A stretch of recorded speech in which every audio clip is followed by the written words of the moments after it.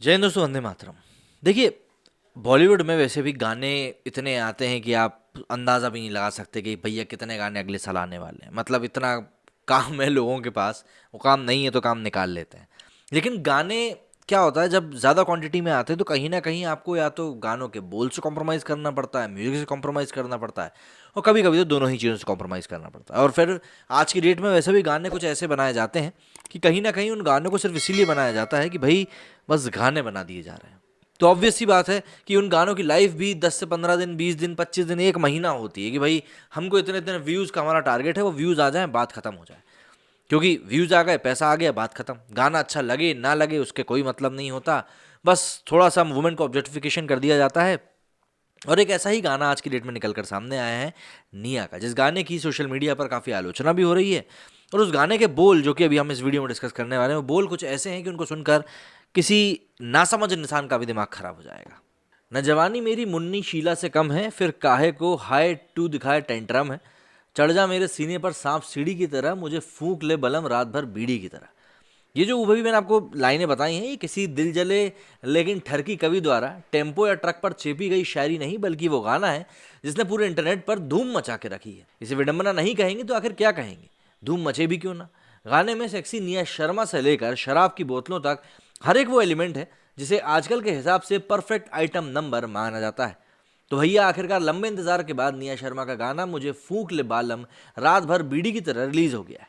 गाने के लिए निया ने खूब जतन किए थे, इसलिए जैसे ही ये गाना इंटरनेट पर रिलीज हुआ, जवानों से लेकर बूढ़ों तक ने इसे हाथों हाथ लिया। और नतीजा निकला, गाने की रिलीज के एक दिन बाद ही 25 लाख व्यूज इसको आ गए।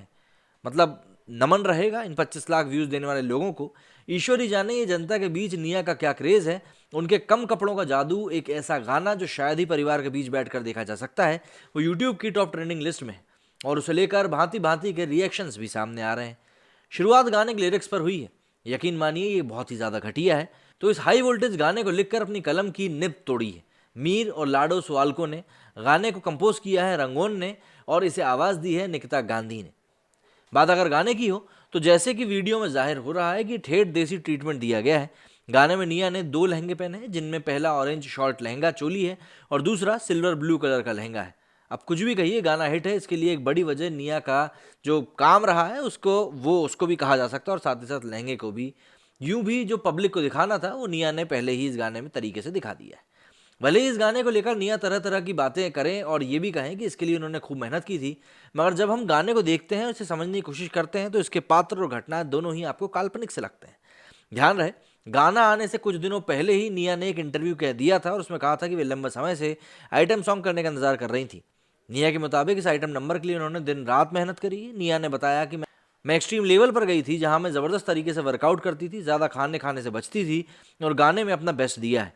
सवाल यह है कि अगर निया को लगता है कि नाम मात्र के कपड़ों में उल्टे सीधे लिरिक्स पर कमर हिलाना कड़ी मेहनत है, तो वाकई इन लोगों को डूब मरना चाहिए जो संगीत और डांस में अपना नाम बनाने के लिए सच में कड़ी मेहनत करते रहते हैं। महिमा नाम के एक ट्विटर यूजर ने ट्वीट किया कि what kind of song is this, what the fuck are these lyrics, मुझे फूक ले बालम रात भर बीड़ी की तरह, what the fuck is this objectification of women. बहरहाल इस गाने को लेकर निया की क्या आलोचना करें, उन्हें जिस काम के लिए पैसे मिले थे एक एक्टर होने के नाते उन्होंने उसे बखूबी अंजाम दिया है। इसलिए सही मायनों में इस गाने को लेकर किसी की आलोचना होनी चाहिए तो वो इस गाने को लिखने वाले मीर और लाडो स्वाल्को के। वाकई कितनी कमाल की बात है ना, कोई इतना घटिया गीत लिख रहा है और इंडस्ट्री के दिग्गज खामोश बैठे हैं। बात गाने की घटिया लाइंस पर हुई तो ज़रा कुछ एक लाइंस और सुन लीजिए। हुस्न मेरा नशीले जैसा मैं वोडका, मेरे दिल पे करा है तू जादू ठोट, मैं फ्रेश ऐसे जैसे मैं हूँ फ्लावर रोज का, मुझ में खुशबू करारी नए नोट का, हुक्के जैसे नैन तेरे तू आकश लगा, मुझे फूंक ले बालम रात भर बीड़ी की तरह। बार बार इन लाइनों को सुनकर आप अंदाज़ा लगा सकते हैं कि आखिर ये कहाँ जा रही है, हमारी इंडस्ट्री किस तरफ जा रही है। क्या ये वही इंडस्ट्री है जिसने फिराक साहिर को देखा, मजरू कैफी राही मासूम रजा गुलजार को देखा। जैसे ये गाना है, इसके लिए तो खुद इंडस्ट्री के दिग्गजों को ऐसे घटी लिरिक्स लिखने वालों को बाहर का रास्ता दिखा देना चाहिए। वॉरियर प्रिंसेस करके एक और ट्विटर यूजर हैं, लिखते हैं कि ये किस प्रकार के लिरिक्स हैं।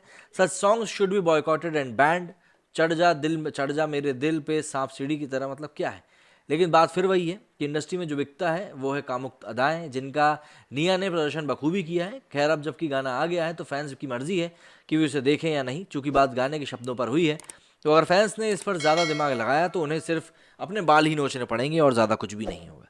देखिए ऐसे गाने वैसे भी ऐसा नहीं कि पहली बार सामने आया, अमूमन सामने आते रहते हैं। बस इस गाने की आलोचना इसलिए ज़्यादा हो रही है क्योंकि ये गाना कुछ ज़्यादा ही आगे बढ़ गया है। आपका क्या कहना है? अगर आपने ये गाना देखा है तो ज़रूर बताइए, क्योंकि मेरी तो हिम्मत नहीं हुई देखने के लिए। लिरिक्स पढ़ लिए जाके जब देखा कि सोशल मीडिया पे काफ़ी कुछ चीज़ें चल रही हैं। कुछ कहना है तो कमेंट सेक्शन में जाके ज़रूर बताइएगा। मेरे इस वीडियो में फिलहाल इतना ही। जय हिंद, जय भारत।